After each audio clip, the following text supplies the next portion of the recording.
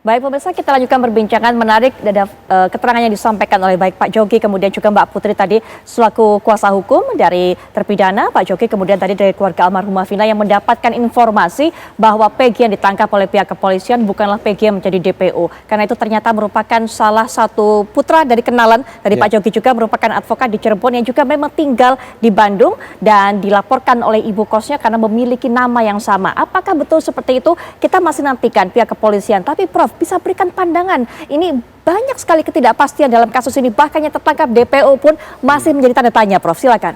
Ya, pertama ini satu pembuktian lagi kekuatan luar biasa netizen ya. Dengan netizen maka kemudian ini menjadi terungkap. Pada yang sisi kedua adalah ini membuktikan perlunya koreksi secara serius ya tentang criminal justice system kita, sistem peradilan pidana terpadu. Mulai dari penyidikan, penuntutan, persidangan sampai pemasyarakatan. Mestinya itu tidak terjadi kasus ini. Dan yang ketiga ini bagaimana menjadi satu catatan penting ya bahwa mengingatkan kembali kasus Inkankarta dulu. Bagaimana dia tidak bersalah, akhirnya juga dihukum. Kemudian akhirnya bebas karena ada yang mengaku bahwa dia pelakunya. Kemudian yang keempat juga ada poin penting ini, menarik momentum revisi Undang-Undang Kepolisian Nasional yang saat ini terjadi ya. Bagaimana Kepolisian Indonesia ada revisi undang-undangnya, maka untuk itu adalah bagaimana ada satu upaya perbaikan sistem penyidikan. Karena betul kata Pak Susno tadi bahwa bukan polisi yang semuanya dipertaruhkan, tetapi kenyataannya adalah ujung tombaknya adalah bagaimana melakukan penyidikan. Oleh karena itu perlu ada perbaikan secara sungguh-sungguh, secara serius, bagaimana ke depan ini tidak terulang lagi. Dan yang kelima menurut saya jangan sampai pengungkapan fakta ini, DPO ini, itu justru menambah masalah baru, adanya salah tangkap. Kalau ini yang terjadi bukan kita membuat terang benderang mengadili, tetapi justru menimbulkan masalah baru. Artinya apa? Jangan sampai kemudian penyidik ya, polisi ini kejar target gitu loh, karena adanya satu upaya dari media, dari masyarakat, segera tangkap DPO, tapi kemudian hanya gara-gara sama namanya kemudian ditangkap. Saya kira tidak boleh terjadi.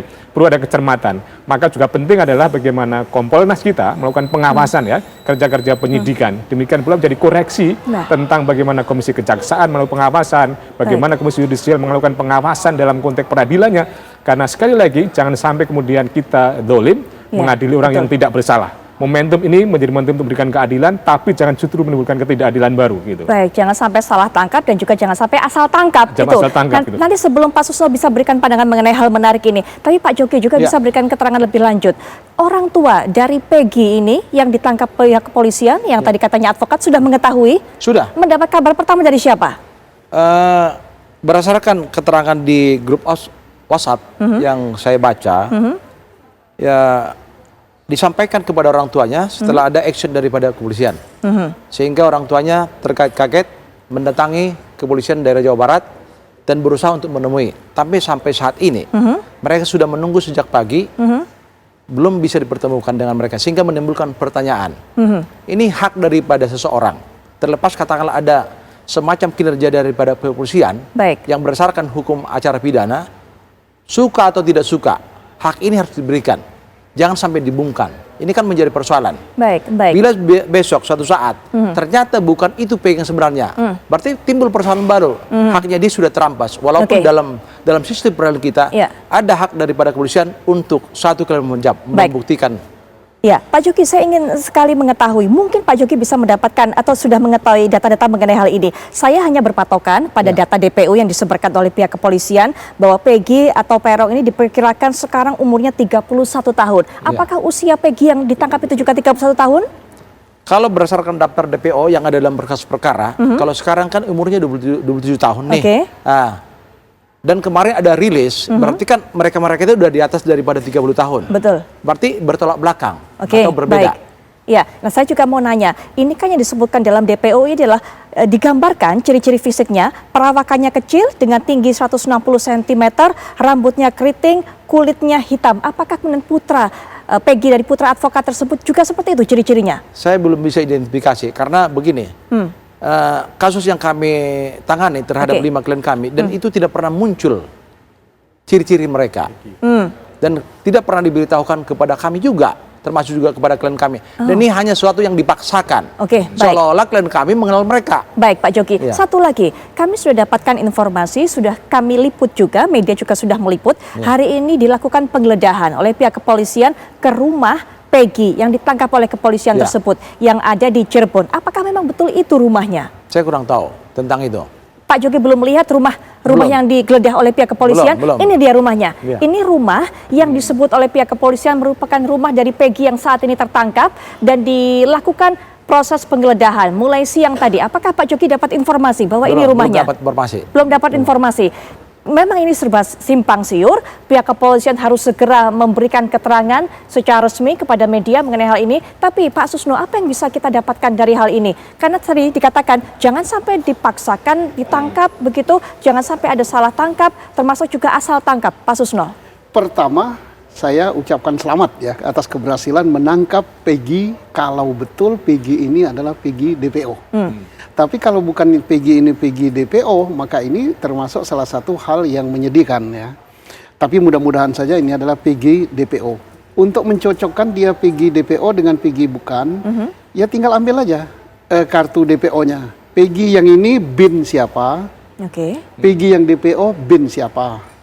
Peggy yang ini tanggal lahirnya kapan, kemudian sidik jarinya bagaimana, Peggy yang DPO bagaimana. Saya kira Polri sudah senjata. Kemudian Peggy yang ini alamatnya di mana, Ya. Peggy yang DPO alamatnya di mana. Kemudian Peggy yang ditangkap ini anaknya siapa, Peggy yang di DPO anaknya siapa. Kalau bapaknya berbeda, ibunya berbeda, tanggal lahir berbeda, fotonya berbeda, ya berarti bukan Peggy yang dicari, walaupun namanya sama. Tapi apapun juga, saya mengapresiasi sudah tertangkap dengan harapan yang tertangkap ini benar itu orangnya. Itu harapan Tapi kita bersama. kalau bukan itu orangnya, nah ini ya apa namanya menambah deretan apa namanya kesedihan Permasalahan baru. kita, Ya. karena menambah persoalan baru. Karena Baik. saya ini dalam dada saya ini ya polisi asli gitu. Kalau digores darah saya ini tulisannya Polri ya, saya menyedihkan. Dan Polri ini milik rakyat. Rakyat Indonesia akan bersedih kalau salah lagi. Ya mudah-mudahan tidak salah. Baik, Pak Jogi apakah mendapatkan keterangan sudah berapa lama Peggy yang merupakan putra advokat tersebut tinggal di Bandung? Saya belum mendapat informasi lebih lanjut. Apa kegiatan dan pekerjaannya di sana? Karena kalau Peggy yang ini disebut pekerjaannya adalah kuli bangunan. Betulkah itu? Ya, saya belum bisa memperinci lebih jelas. Hanya di grup kami di DPD KI Jabar ada muncul putra dari seorang advokat ditangkap atas laporan daripada si pemilik kos. Itu aja. Tentang pekerjaannya saya belum bisa klarifikasi.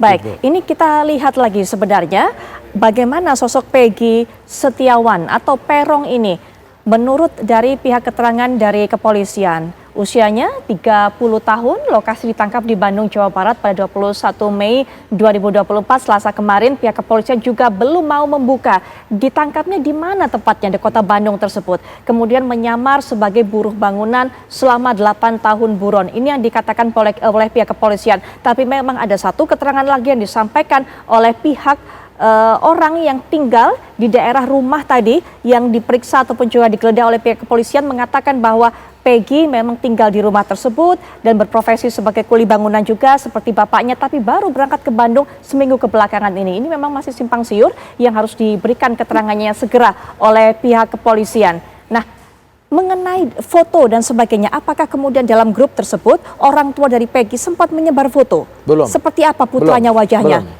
Betulkah cocok dengan foto Belum. yang saat ini belakangan juga sudah beredar bahwa Peggy yang ditangkap Peggy tersebut? Belum dapat info. Belum dapat Pak informasi Jogi. lebih jelas lagi. Hanya di dalam grup ini yang saya terima demikian beritanya. Baik. Ya. Ya, artinya Pak Suparji ini banyak yang harus diluruskan. Iya. Selain mencari kembali ke dasar, apa penyebab tewasnya dari Vina dan Eki? Betulkah kemudian kecelakaan tunggal seperti dikatakan oleh kuasa Ya. hukum terpidana ataukah memang pembunuhan pemerkosaan? Tapi juga selain melindungi hak dari korban, ada juga harus dari hak terpidana ini betul-betul diperiksa kembali apakah memang mereka bersalah, termasuk DPO yang sekarang ditangkap ini, Pak Prof. Ya, pertama memang kita kan ada satu asas res judicatory bahwa putusan pengadilan itu harus dianggap benar ya selama belum dikoreksi oleh putusan di atasnya. Dan ini kadang-kadang yang menjadi justifikasi seolah-olah harus dihormati, dihargai. Tapi tentunya memang sistem hukum yang berlangsung kita saat itu. Dan bagi yang sudah terpidana, tentunya kan ada upaya hukum luar biasa, melakukan peninjauan kembali ya, sekiranya memang ada novum atau kekeliruan-kekeliruan hakim, ada putusan yang saling bertentangan antara satu yang lain. Dan yang ketiga menurut saya yang penting adalah bahwa selain memberikan keadilan kepada korban, juga pada terpidana, karena tidak boleh mengadili, menghukum pada orang yang tidak bersalah. Dan ini jangan terulang lagi, kalau sementara ini ya, bahwa ada misteri ya, pada 5 yang sudah terpidana itu, jangan menimbulkan misteri baru lagi kepada DPO ini, atau yang sekarang yang sudah ditangkap. Kalau menurut saya bahwa ada satu fakta yang kemudian tidak diingkari ya, bahwa ternyata penangkapan ini banyak sekali yang fakta-fakta menunjukkan sepertinya tidak ada kecocokan dengan DPO yang sebenarnya. Oleh karenanya daripada menimbulkan polemik apa yang dikatakan Pak Susno tadi itu ya, harus jelas gitu loh bahwa ini memang DPO-nya, bahwa ini adalah sebetulnya bukan DPO-nya. Jangan sampai ini justru menimbulkan ya cerita-cerita negatif baru terhadap penyidikan ini, penangkapan ini. Menurut saya ini segera ada satu informasi resmi ya dari kepolisian siapa sebenarnya yang ditangkap. Harapannya sama dengan Pak Susno, jangan sampai salah tangkap. Tetapi kan masih ada pertanyaan-pertanyaan serius dari masyarakat, dari publik, maka harus diperjelas gitu. Ya. Baik. Nanti setelah jeda juga kita berikan kesempatan kepada Pak Jogi untuk bisa membuka keterangan-keterangan baru lainnya mungkin yang kita bisa dapatkan fakta-fakta baru, termasuk juga Pak Susno bisa berikan pandangan mengenai pemeriksaan kembali yang dilakukan kepada para terpidana ini. Nanti sesaat lagi kita akan bahas lebih lanjut di Apa Kabar Indonesia Malam.